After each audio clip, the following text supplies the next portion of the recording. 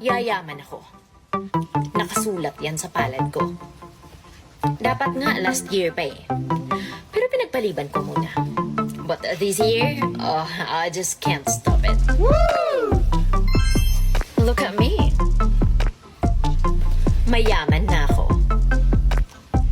Pera na lang ang kulang.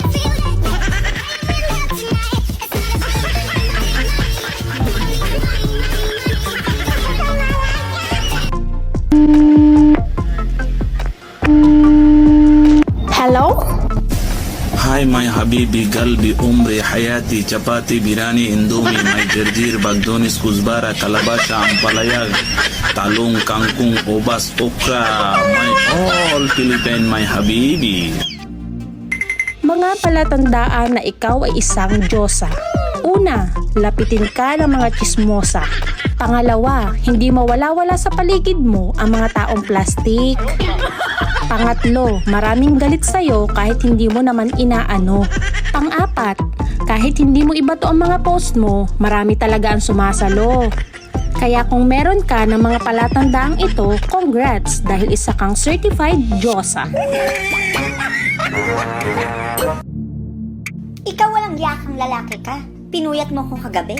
Bakit na naman? Ano na naman ang ginawa ko? Nagsasalita ka ng mga pangalan ng mga babae. Merong Tina, Marie, Rose, kung ano-ano pa. So ano ngayon? Anong kinalaman ko sa pagkapuyat mo? Hinihintay ko kasi banggitin mo yung pangalan ko. Hindi mo naman binanggit. Buisit ka!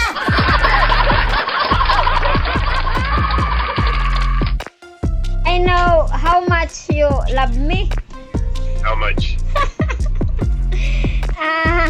I think you love me to the moon and to the sun. To the moon and to the sun? Yeah. I love you as much as the star in the sky. Wow. You can count the stars in the sky? No, Oh, so too many.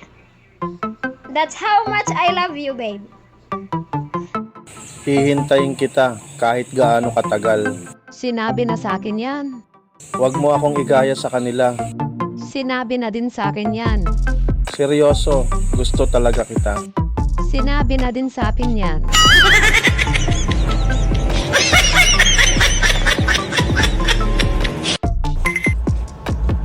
Miss, hold up to. Bigay mo sa akin lahat ng pera mo. Kuya, pwede bang sumali na lang ako sa grupo niyo?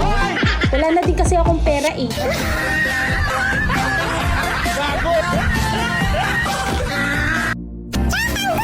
Bakit ba ganito ang nararamdaman ng puso ko? Pa-check up ka! Hindi yung kung sino-sino tinatanong mo.